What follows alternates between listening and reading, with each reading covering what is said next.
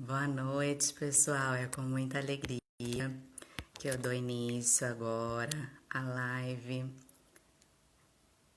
de lançamento do livro Amor entre as Grades, Relacionamentos afetivos sexuais de mulheres em presídios mistos. Nós tivemos um pequeno probleminha, né? Que a professora Márcia, do programa de pós-graduação em psicologia, nossa convidada, que foi minha orientadora durante o processo de pesquisa, ela não está conseguindo participar da live. Portanto, eu vou começar, vou me apresentar, falar um pouquinho aqui sobre o livro, enquanto isso ela vai estar tentando resolver essa questão, ok? Bom, primeiramente eu gostaria de me apresentar, porque sei aí que vai ter um pessoal que vai assistir a live diferente, o pessoal do programa de pós-graduação em psicologia. Então, meu nome é Ana Cristina Figueiredo, eu sou psicóloga, sou especialista em terapia de casal e família, tenho mestrado em psicologia clínica pela PUC São Paulo e tenho também o doutorado em psicologia pela PUC Minas, com um período também de doutorado sanduíche na Universidade do Minho, em Portugal. E é com muita alegria, então, que hoje a gente vai fazer esse lançamento do livro Amor entre as Grades, que é baseado na minha pesquisa de doutorado. Eu vou começar então fazendo os agradecimentos. Quero agradecer imensamente, inicialmente, as pessoas privadas de liberdade. Eu trabalhei como psicóloga em presídios mistos durante quase 3 anos e essa experiência realmente mudou a pessoa que eu sou. E eu tenho muita gratidão às pessoas privadas de liberdade porque elas me ensinaram muito. Conviver com elas foi realmente um presente na minha vida. E esse livro, obviamente, é dedicado às pessoas privadas de liberdade. Agradeço imensamente, sobretudo às mulheres privadas de liberdade e, sobretudo, às entrevistadas. Bom, as vozes dessas mulheres que eu entrevistei foram realizados 6 estudos de caso no meu livro, certamente são o âmago desse trabalho. Então, no livro eu busco reverberar as vozes dessas mulheres e trazer então as dores, os amores, os desamores e tudo aquilo que elas vivenciaram na prisão. Além de agradecer às pessoas privadas de liberdade, às mulheres privadas de liberdade, eu agradeço imensamente à querida professora Márcia Stengel, que foi então a minha orientadora, né, durante o processo de pesquisa. Ela que é professora no programa de pós-graduação de psicologia na PUC Minas.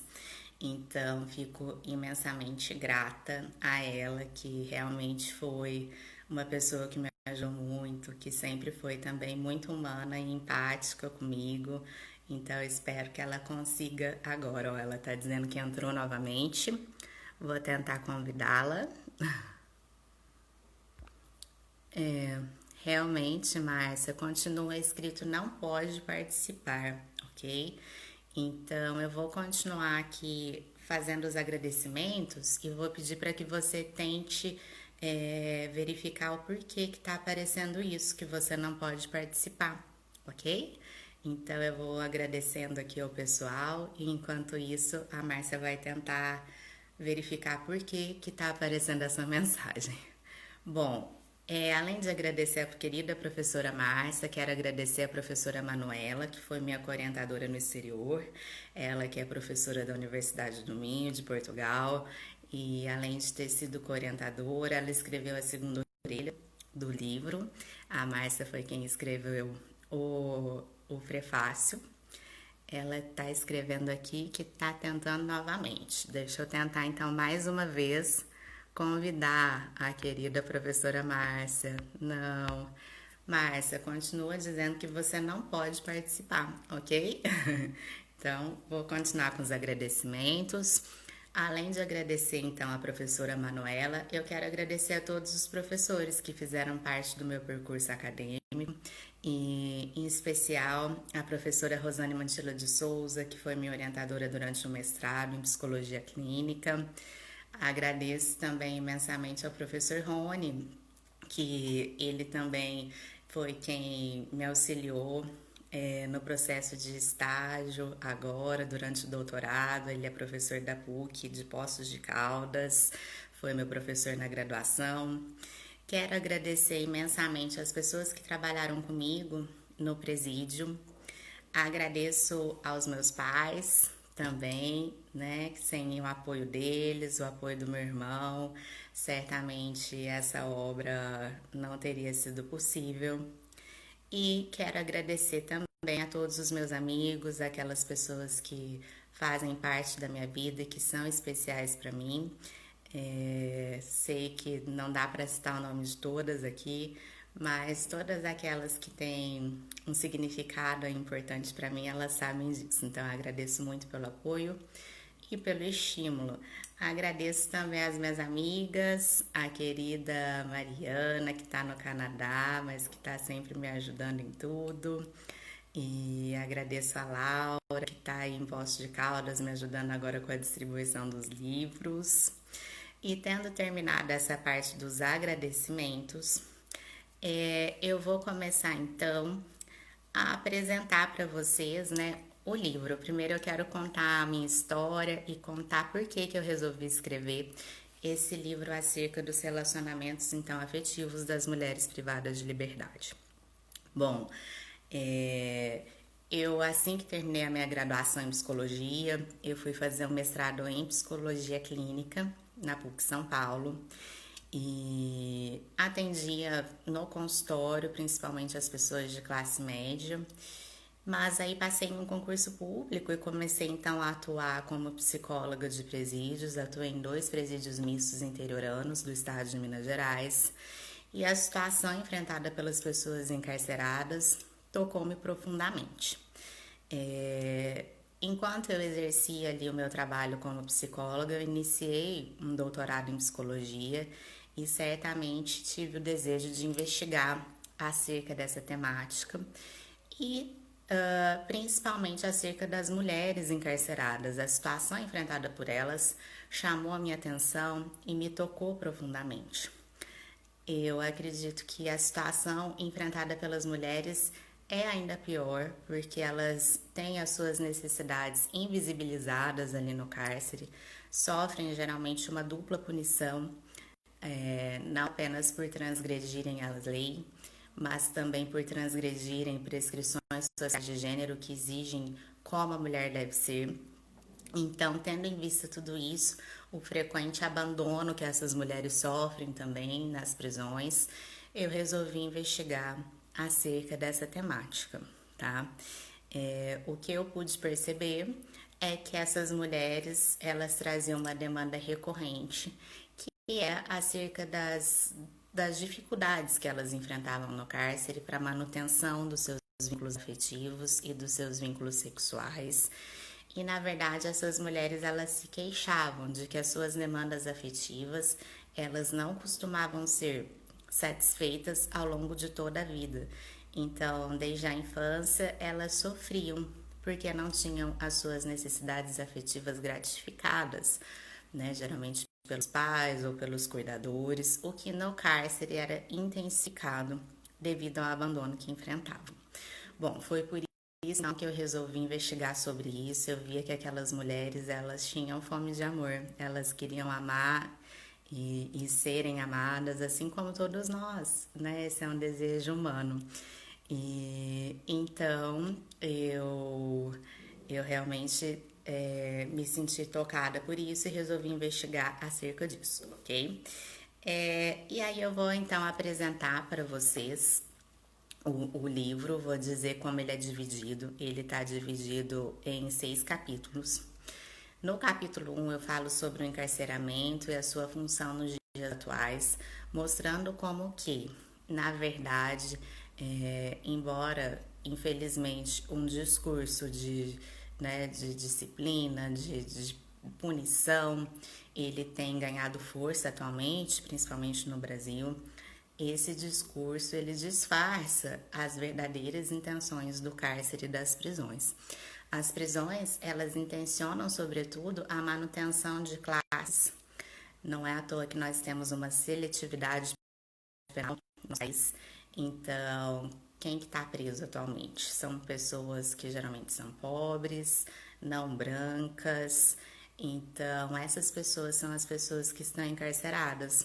E então eu trago uma discussão nesse sentido, mostrando como que de fato existe essa seletividade penal e nós temos então que refletir acerca disso e da verdadeira função das prisões na atualidade.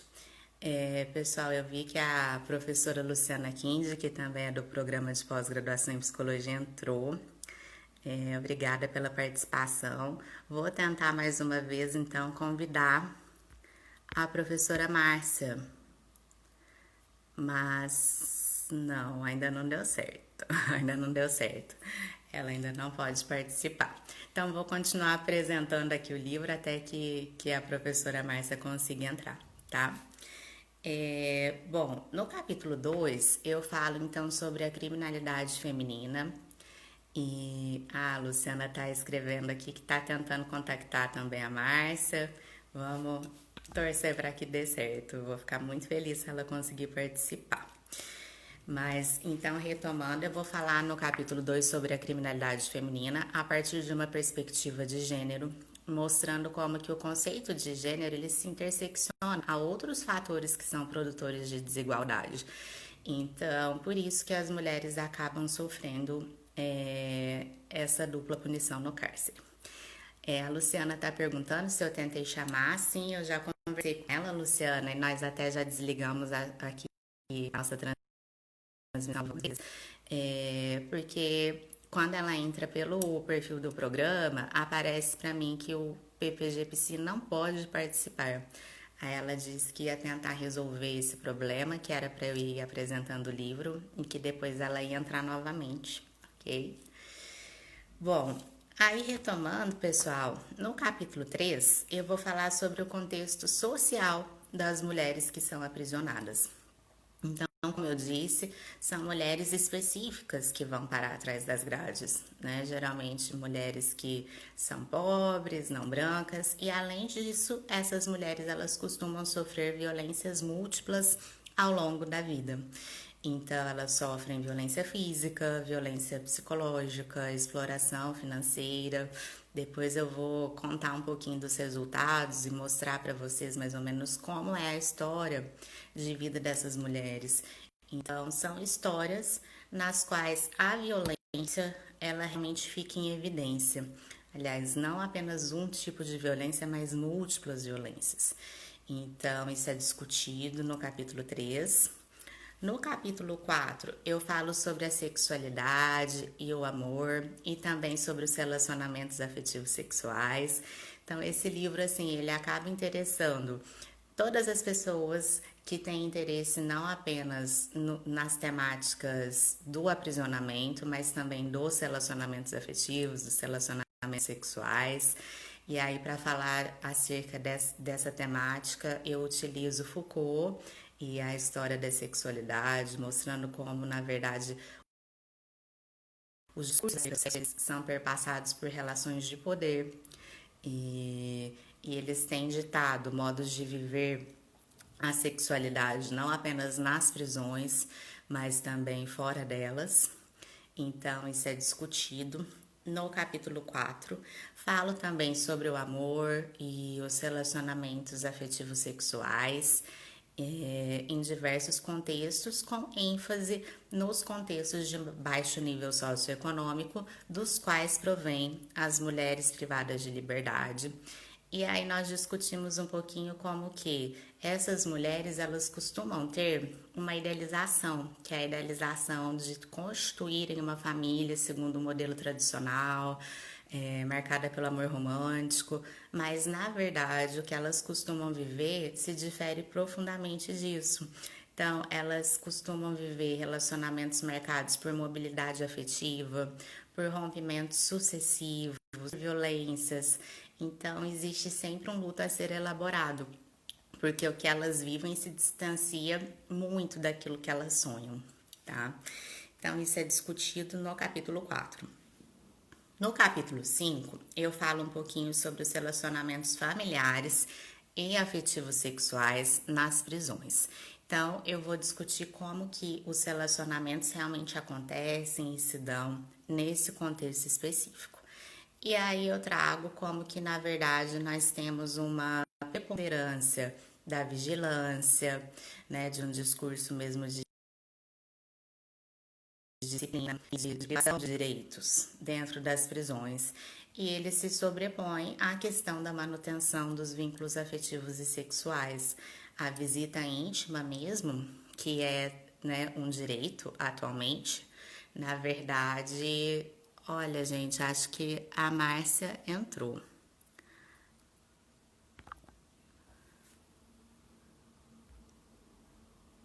Estou chamando aqui a Márcia agora.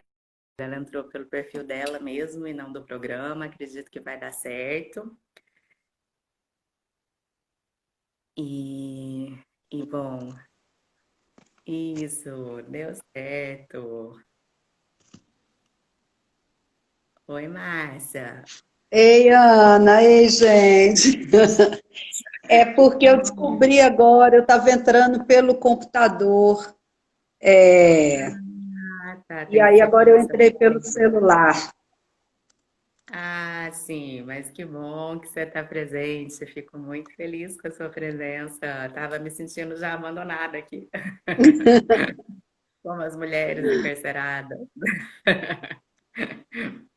Bom, mas Márcia, eu estava aqui apresentando o livro antes de você chegar e já estava mesmo no último capítulo Eu teórico, que ouvi. é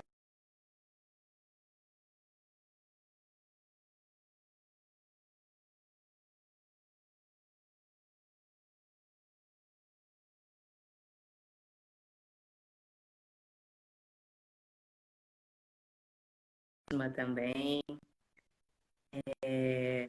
E aí eu queria, Márcia, que antes da gente partir então pro, né, pro resto do livro e apresentar o restante, que você se apresentasse para o pessoal. Já contei para eles que você foi minha orientadora durante o processo de Uhum. pesquisa do doutorado e que também escreveu o prefácio, mas se apresenta aí para gente.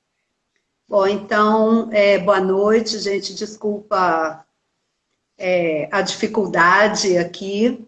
É muito prazer estar aqui, estar junto com a Ana, que é uma querida.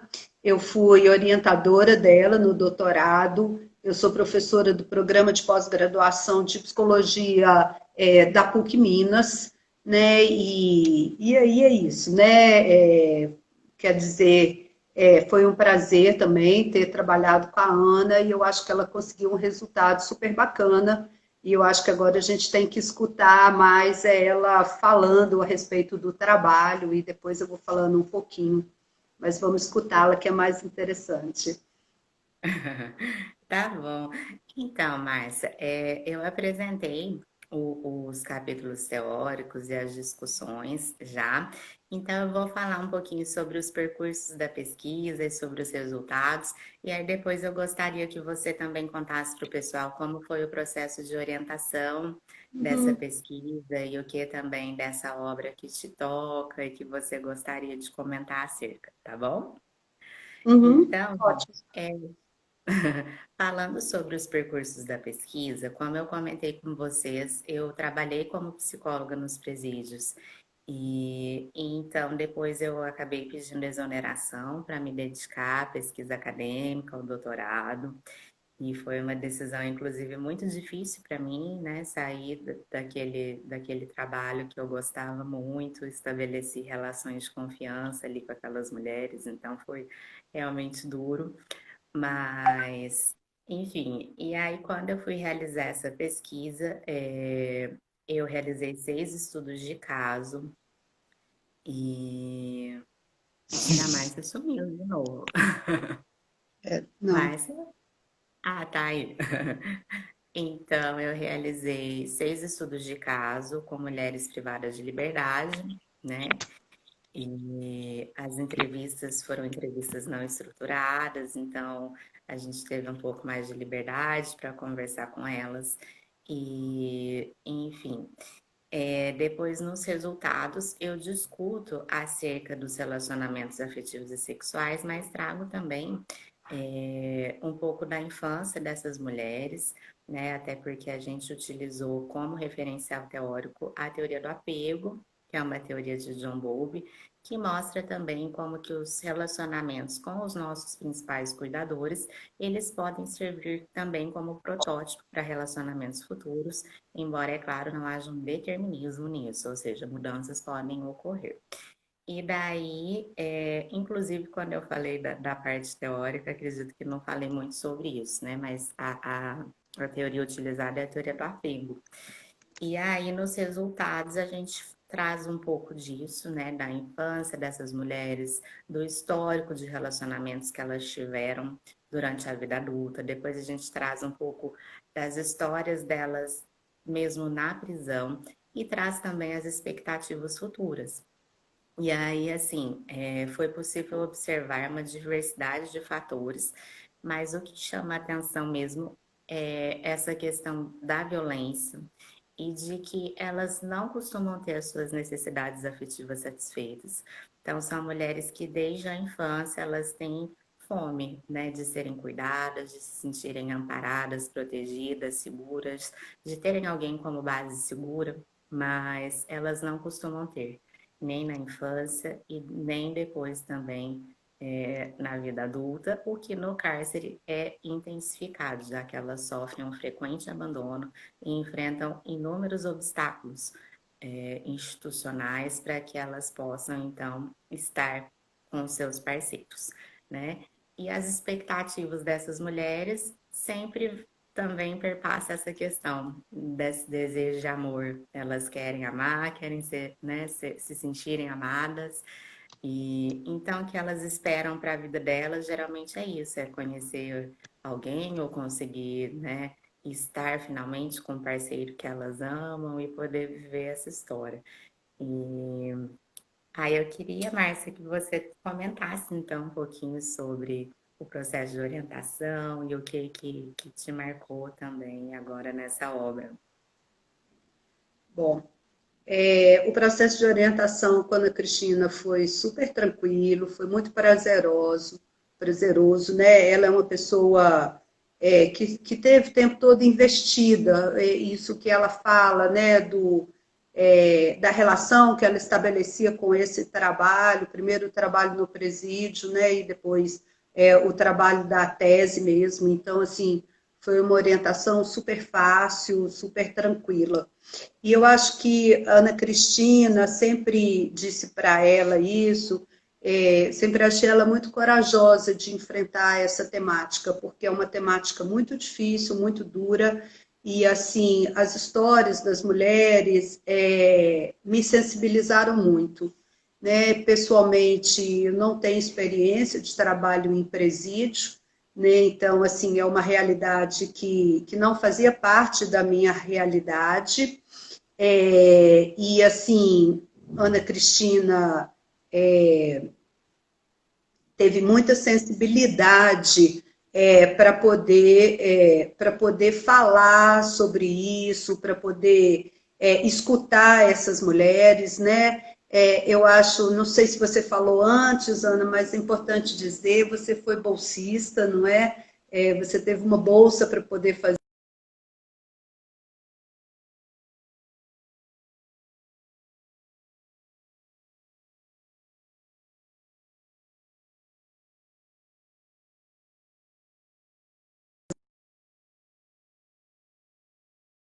Teve a bolsa sanduíche, né, que foi a bolsa para ela ir fazer uma parte do doutorado em Portugal. Eu estava dizendo, Ana, não sei se você falou a respeito da sua bolsa, mas eu falei aqui. Bom, Inclusive, e Márcia, só para pontuar, né, eu quero agradecer a CAPES pela bolsa e pelo incentivo financeiro para a realização da pesquisa, né? Mas também queria ressaltar a importância das bolsas para o nosso país, porque são elas que fazem avançar o conhecimento. E, inclusive, para mim é muito triste observar o atual cenário no nosso país, no qual tem sido cada vez mais escassa essa chance de conseguir uma bolsa, né? Então, espero sinceramente que esse cenário possa ser mudado. Nós esperamos muito por isso também, né? Está dizendo a oportunidade que você teve não só de fazer o seu doutorado como bolsa, mas também a bolsa sanduíche, né? Que é a bolsa que te permitiu ir para Portugal, desenvolver uma parte da sua pesquisa lá, que foi tão importante para, né, para o desenvolvimento do seu trabalho, a experiência, e que inclusive é isso que te possibilitou estar aí hoje, né? Então, assim, essa ponte que você criou através, né, do tempo que você esteve aí durante o doutorado e agora você volta como pós-doutoranda, né? Eu fico, inclusive, muito orgulhosa, né, de ter participado dessa sua trajetória, né? Acho que a gente tem que marcar mesmo, né, esse momento difícil que a gente está vivendo aqui no Brasil, com corte de bolsas, com corte de financiamentos de pesquisa, né, e como que a ciência, né, aqui no Brasil está perdendo e vai perder mais ainda se esse cenário continuar, né? Acho que é importante a gente marcar essas coisas, né? Assim, então. E não apenas essa questão da importância das bolsas, mas também de que os resultados das pesquisas científicas sejam utilizados para a criação de políticas públicas. Essa é uma diferença também que eu observo muito aqui, né? Comparando agora com o cenário português, onde eu estou, e do Brasil. A minha pesquisa, Márcia, não foi a primeira e, infelizmente, acredito que não será a última, que mostra, por exemplo, o fracasso das prisões, que mostra como nós devemos pensar em outras alternativas diante dos comportamentos, né, que são considerados desviantes, porque as prisões não fazem avançar a cidadania, não contribuem para a ressocialização. Então, assim, nós temos inúmeras pesquisas que refletem acerca dessa temática. E por que elas não são utilizadas nas políticas públicas, né? Na sua formulação, na sua implementação? Então, deixar também essa reflexão, né? De que tomara que chegue o momento que a pesquisa brasileira realmente seja valorizada e que contribua para essa formulação dessas políticas.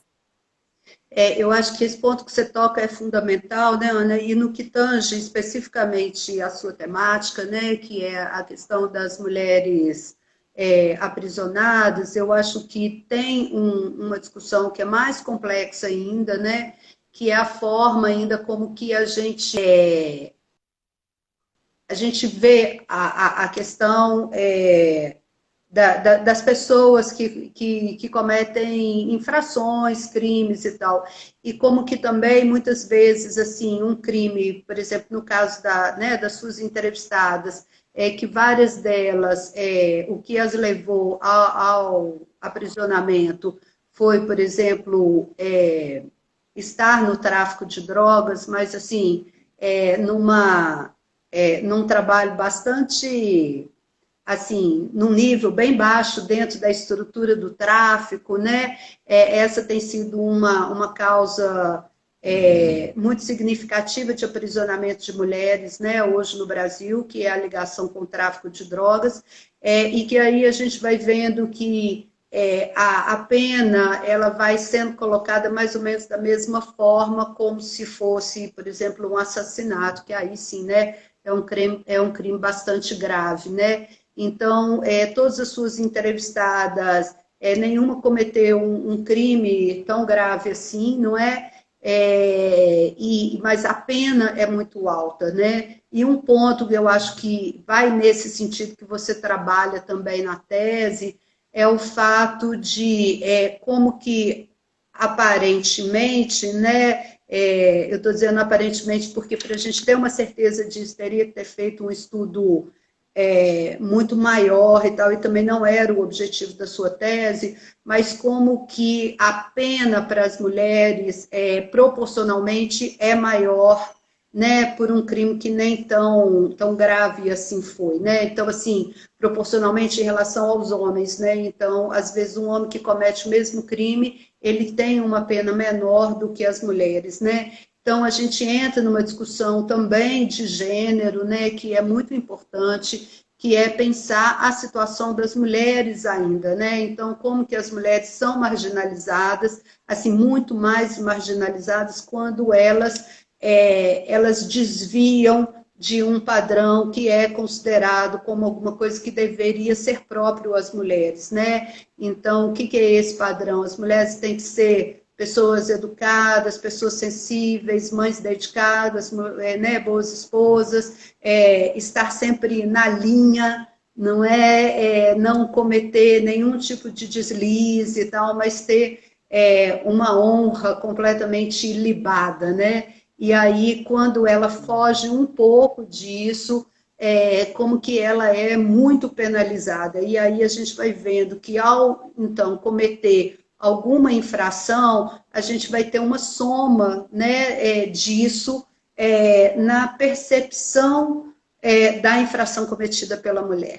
Né? Então, assim, e aí o que o seu trabalho, você estava me perguntando daquilo que me sensibilizou no trabalho, é, num primeiro momento, muito a história específica de cada uma dessas mulheres, né, que são histórias muito duras, histórias muito difíceis, e que a gente vai vendo assim poucas possibilidades de saída que essas mulheres encontravam na vida. Né? Não estou dizendo com isso que essas mulheres não teriam outras opções que não a entrada, né, na criminalidade, claro que teriam, porque a gente tem outras mulheres com histórias parecidas que não entraram para a criminalidade, mas dentro de um contexto que as possibilidades são muito pequenas de vida, né? Então, assim, eu fiquei muito sensibilizada com as histórias. Tem uma das entrevistadas, né, que sempre me chamou muito a atenção, que na época da sua pesquisa, ela estava na 13ª, no 13º encarceramento. Então, a gente pensa assim, como a gente tem um sistema, é isso que você estava dizendo, né, de um sistema que não ressocializa, que não educa, que não abre possibilidades, muito pelo contrário, né, fecha possibilidades, e que como que essa mulher não encontra saída quando ela é libertada, né, da prisão, que não a volta para o crime, né, não a volta para uma posição que ela estava, porque ela tinha uma necessidade de sobrevivência, e onde que ela encontrava essa possibilidade de sobrevivência era no crime, né? Então, assim, eu acho que, assim, tem a história dessa mulher, mas, assim, se fosse só ela, a gente podia pensar, é ela, mas a gente sabe que é uma história que se repete com muita frequência, né? Eu acho que esse é um problema, uma coisa que nos sensibiliza, né, para poder pensar. E você estava dizendo da questão das políticas públicas, né? Então, como realmente uma necessidade de se repensar as políticas públicas, e eu acho que o seu trabalho tem uma contribuição muito boa, né? E depois, assim, uma história pregressa dessas mulheres ao encarceramento, e me sensibilizou muito também a história que elas vão contando durante o encarceramento. Né? Então, também como que, mesmo dentro da prisão, como que elas são, como eu vou dizer, elas são julgadas novamente, como que no cotidiano delas, elas também vão sendo criminalizadas por alguma coisa que aí elas não fizeram mais, né? Então, pensando nas condições desse encarceramento especificamente para as mulheres. Sim, sim. E aí você tocou em vários pontos importantes, né, Márcia? essa questão da dupla punição até já havia comentado anteriormente, né? Mas de fato, as mulheres elas não são punidas apenas pelo crime cometido ou do qual são acusadas, né? Mas são punidas porque transgridem prescrições sociais de gênero, não apresentando essas características que você citou que a sociedade exige delas, como docilidade, passividade, não é? E Uhum. assim, de fato, a vida pregressa delas é uma vida muito dura, marcada por sucessivos rompimentos, né, de vínculos afetivos.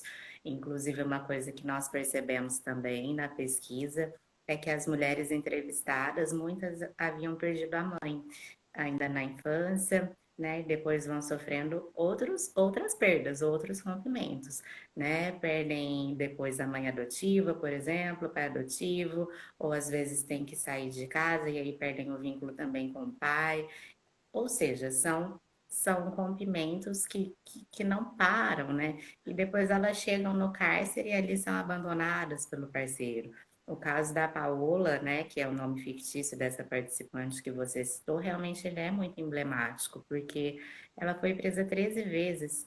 E quando a gente observa a história dela, é óbvio que ela quer sair dessa vida, é óbvio que ela não quer voltar a ser presa, e a gente tem um discurso na nossa sociedade que coloca como se as pessoas, né, elas tivessem uma responsabilidade única, né, pela prisão.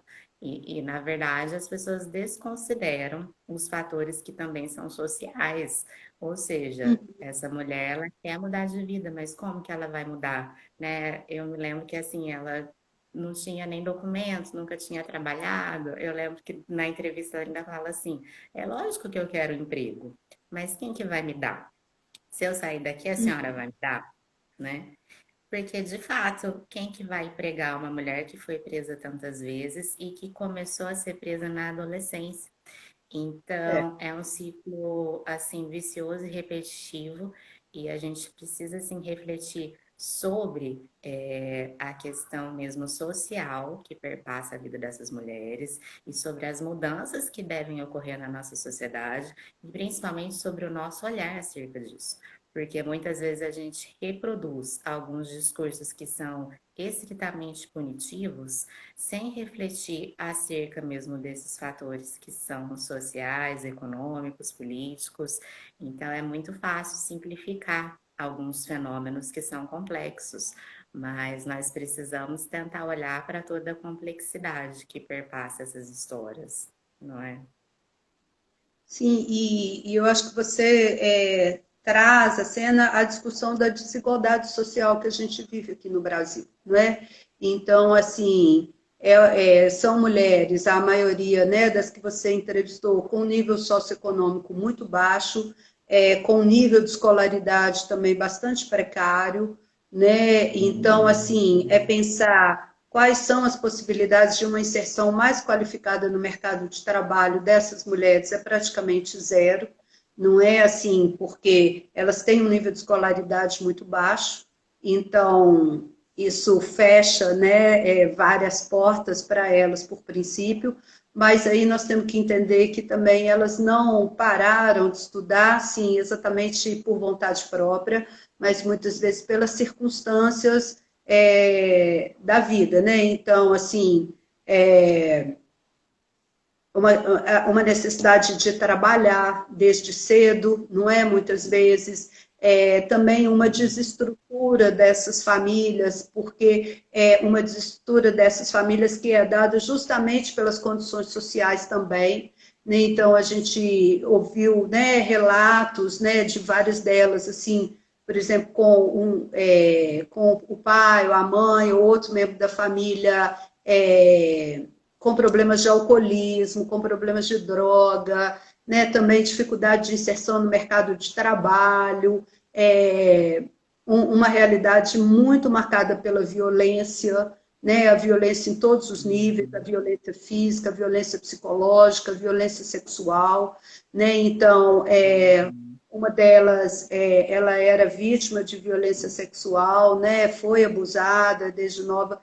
Então, assim, que essa também é uma realidade, né? Então, eu tive uma outra uma outra aluna do mestrado que trabalhou também com mulheres encarceradas, e um dado que apareceu nas entrevistas delas, dessas mulheres, né, que ela entrevistou também, que nos chamou muita atenção, é que das 6 que ela entrevistou, 4 tinham sido abusadas sexualmente, um abuso intrafamiliar, né? E como que esse abuso intrafamiliar é que fez com que elas, né, assim, foi a razão de algumas delas terem saído de casa, e inclusive, no caso, o recorte dela era especificamente de mulheres envolvidas com o tráfico de drogas, e como que essas mulheres foram levadas para o tráfico de drogas como uma saída para poder enfrentar essa vida depois que elas saíram de casa, né? Então, assim, os dados da pesquisa sua xará também é Ana, né? Ana Maria Santos. Os dados das entrevistas da Ana Maria também vão ao encontro dos seus dados. Então, isso vai reforçando para a gente uma realidade que está colocada, né, que não foi uma coincidência das mulheres que você entrevistou, mas somando uma pesquisa com a outra, e com várias outras que a gente tem por aí, a gente vai vendo que é uma realidade que está aí, né? E aí a pergunta é o que podemos e o que vamos fazer frente a isso. Exato, né? E uma questão também que vale a pena a gente tocar, né? Você disse sobre a questão mesmo aí da violência sexual. E, e como que o lar dessas mulheres não costuma ser um lar acolhedor. E como que isso, então, também vai trazer impactos para os padrões de apego dessas mulheres, né? Então, a gente trouxe a teoria do apego, e quando a gente pensa em toda essa história de violência, de violência sexual, psicológica, física, como que essas mulheres poderiam constituir um padrão de apego seguro vivenciando essas experiências tão traumáticas, né? Então, dificilmente elas conseguiriam. E depois isso também vai impactar nos seus relacionamentos futuros. E a gente observa também ali uma repetição intergeracional, né? Ou seja, aquilo que elas muitas vezes viram em casa e que temiam e que diziam que, né, no futuro não queriam passar por aquilo, elas acabam vivenciando novamente. Então, é interessante observar esse fator também, não é, Márcia? Uhum, sem dúvida. Essa repetição que elas vão vivendo, não é? E como que às vezes é muito difícil para elas conseguirem sair dessa situação, inclusive porque é isso que a gente está dizendo, né? Assim, socialmente, muitas vezes isso não é dada outras possibilidades para elas, né? Então elas não conseguem encontrar saídas, e aí o que a gente tem que pensar é que essas saídas elas não têm que ser encontradas assim individualmente, não é?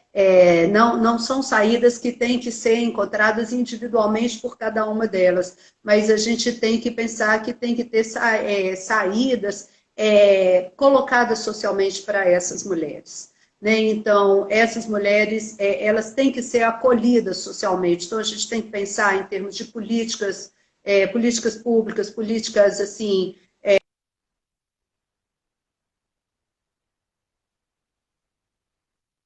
isso é importante, da saúde, né? E quando eu estou pensando da saúde, não só da saúde física, mas também da saúde psíquica, né? Como que isso não é dado, né? Muitas vezes essa possibilidade para essas mulheres, né?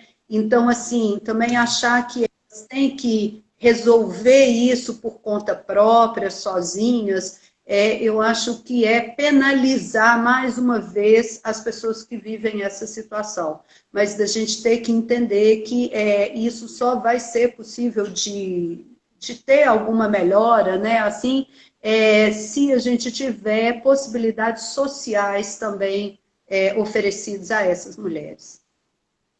Exato, exato. É, inclusive, assim, eu realmente espero do fundo do meu coração que essa obra contribua para isso, para a formulação, para a implementação de políticas públicas e para a reflexão também de todos nós, né? Eu acredito que é necessário que ocorra uma mudança no nosso olhar acerca das pessoas encarceradas de maneira geral. Nós devemos olhar com mais empatia, né? Nós devemos também ser defensores dos direitos humanos. Eu acho que todos nós temos esse dever de, no dia a dia, lutar para isso, para que os direitos dessas pessoas sejam garantidos, né? Uma discussão que eu trago bastante é a questão da visita íntima, porque essas mulheres são mesmo ali ou abandonadas ou costumam ter enfrentar inúmeros obstáculos para que elas tenham esse direito realmente garantido ali no cárcere. Então, espero que essa obra contribua para isso, para que todos nós possamos refletir e também militar para que esses direitos eles possam ocorrer efetivamente, né? Embora eles estejam ali no papel, eles precisam acontecer na prática. Então, é de relevância que todos nós possamos refletir e lutar para isso. Sem dúvida. É. É. E você acha, assim, Márcia, que o livro seria indicado para qual público exatamente? Para quem você indicaria? Eu acho que esse livro, assim, claro, para as pessoas que estão envolvidas com as políticas públicas, não é? Não tem dúvida nenhuma disso. Eu acho que para as pessoas também que estudam e que trabalham a questão de gênero, a questão das mulheres, a questão, né, quem está direto também, direto e indiretamente com a questão dos presídios. Mas eu penso que, assim, eu acho que tem um público em geral que não seja um público acadêmico e que também não seja um público que é o né, dos trabalhadores das políticas públicas, né? Eu acho que é um livro que também é bacana, assim. Por que eu estou pensando assim? Apesar de ser histórias muito duras, né, assim, muito tristes, assim, eu acho que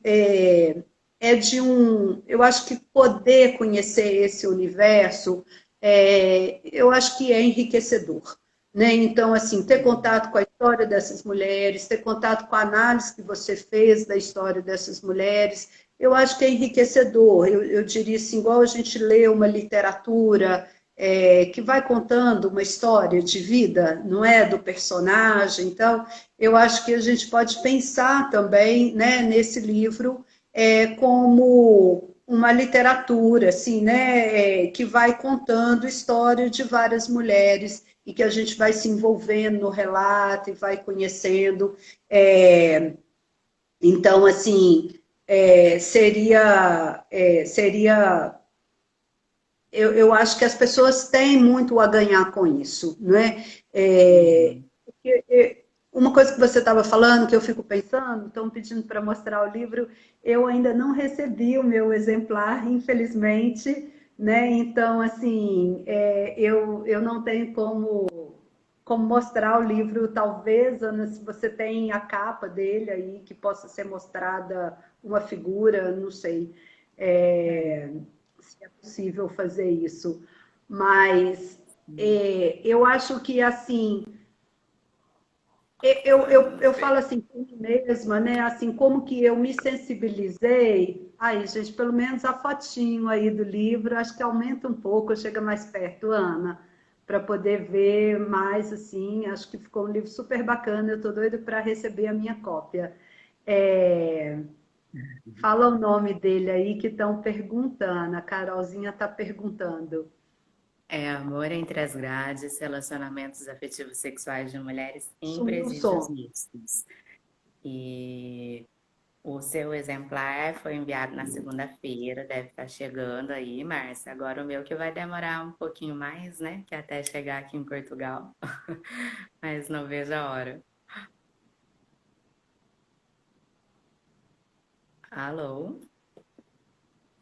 Olá, pessoal. Vamos ver aqui, será que é?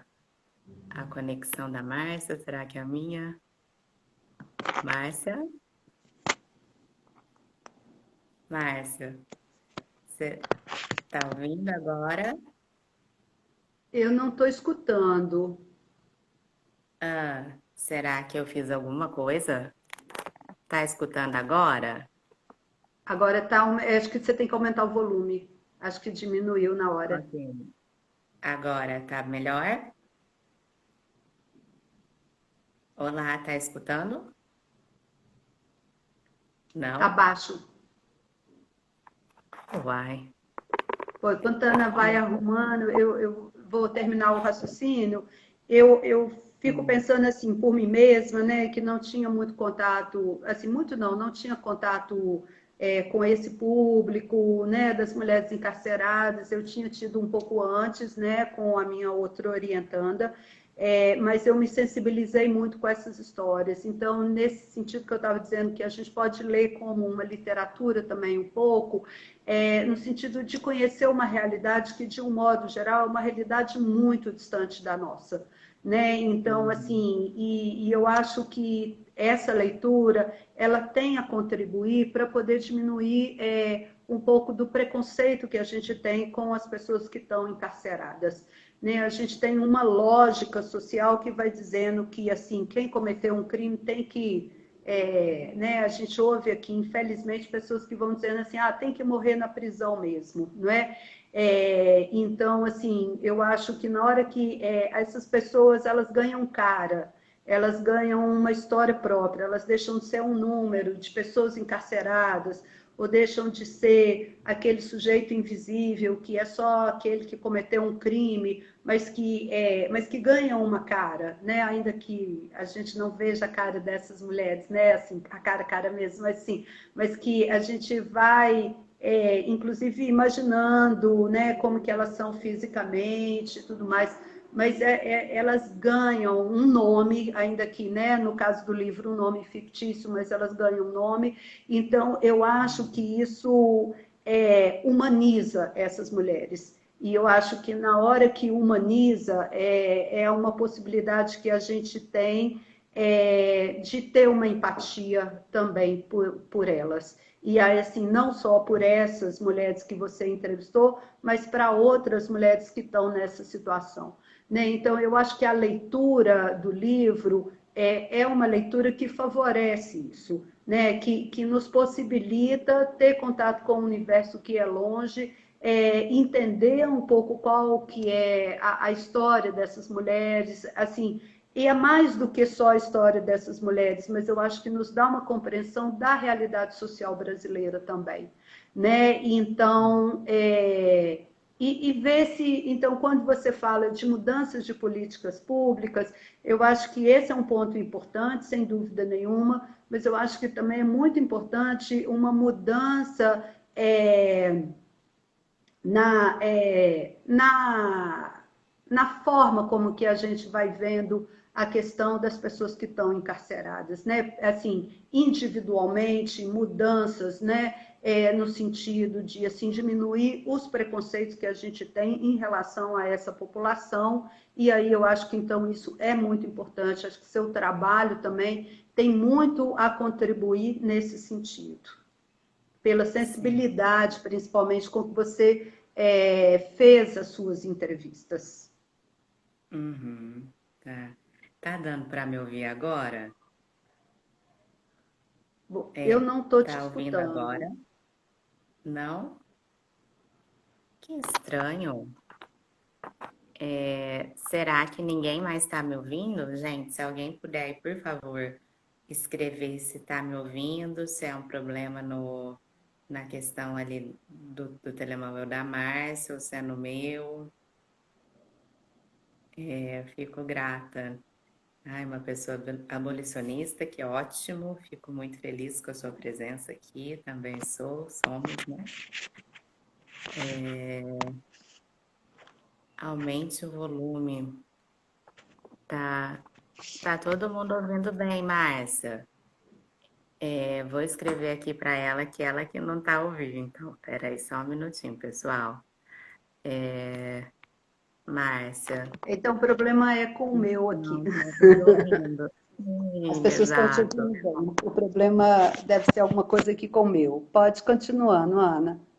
Sim. Então, eu vou só falar aqui que a Márcia, então, eu perguntei para ela quem o livro seria destinado, e eu queria deixar claro também isso, né? Que eu gostaria muito que esse livro atingisse não apenas o público acadêmico, né? Até porque o público acadêmico já está cansado de saber que as prisões são um fracasso, o público acadêmico já tem um olhar mais empático para as pessoas aprisionadas. O público acadêmico tem essa ideia de que as políticas públicas elas devem realmente ser aí formuladas e implementadas nas nossas prisões e até refletem acerca de outras possibilidades diante dos comportamentos que são considerados desviantes, que não sejam a prisão. Ou seja, né, o público acadêmico já tem muito desse conhecimento. E eu gostaria, então, que... Márcia, eu acho que agora está dando um eco aqui para mim. Não sei o que que você está fazendo. Nas nossas prisões e até refletem acerca de outras possibilidades diante dos comportamentos que são considerados. Eu acho que não sei se você ligou no outro lugar, seria importante deixar só no telemóvel, só no celular. Mas voltando a falar, então, eu gostaria muito que esse livro ele fosse lido por todos, né? E principalmente por aqueles que não frequentam as universidades, e principalmente os cursos de ciências humanas, de psicologia, sociologias e áreas afins, que já têm essa visão, mas que fosse lido por todos, né? E até mesmo quando a gente pensa aí sobre essa questão do lançamento. Inicialmente, é claro que eu fiquei muito triste, chateada, porque não poderia estar no Brasil para um lançamento presencial com todas as pessoas queridas que eu amo. Mas depois eu pensei um pouco sobre isso, né? Sobre como que a gente também pode utilizar a ferramenta do Instagram para realmente levar um conhecimento, né? Um conhecimento que é adquirido cientificamente para todos. Então, nós sabemos também aí dos malefícios das redes sociais, mas que seja utilizada para isso, né? Para que todas as pessoas tenham acesso a um conhecimento que é um conhecimento científico. E então o fato de a gente poder, por exemplo, fazer essa live e depois salvar e poder compartilhar com pessoas que talvez não teriam acesso numa universidade, onde eu poderia lançar o livro, né? Isso é algo que também é positivo. Então, eu realmente espero que isso aconteça e que todos nós possamos modificar o nosso olhar acerca das pessoas encarceradas e principalmente das mulheres encarceradas e ter esse olhar mais empático, mais humano e que todo militar pelos direitos no cárcere e fora do cárcere. Márcia, e agora? Tá ouvindo? Quer comentar alguma coisa? Eu continuo não te ouvindo direito. Para mim está muito baixo. Ah, tá. É... Bom, tenta aumentar o volume do seu celular. Não?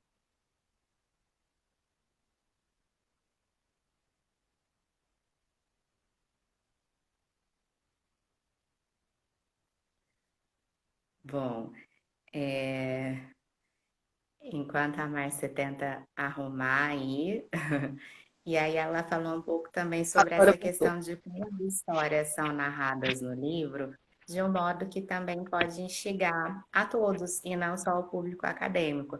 E realmente esse é o meu objetivo, porque ali eu trago histórias de amor, eu trago também a realidade prisional, que é uma realidade muito distante daquela que a gente costuma viver, obviamente. Então, acredito que isso possa também despertar uma curiosidade das pessoas de maneira geral. Então, meu objetivo também foi esse, ao procurar narrar essas histórias de maneira mais instigante, tornar esse livro um livro que realmente possa ser difundido e que vá além.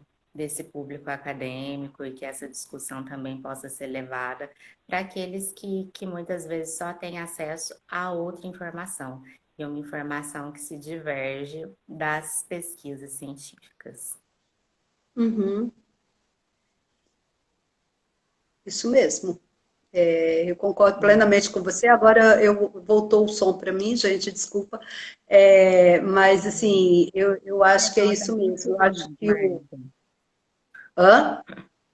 Falta 20 segundos.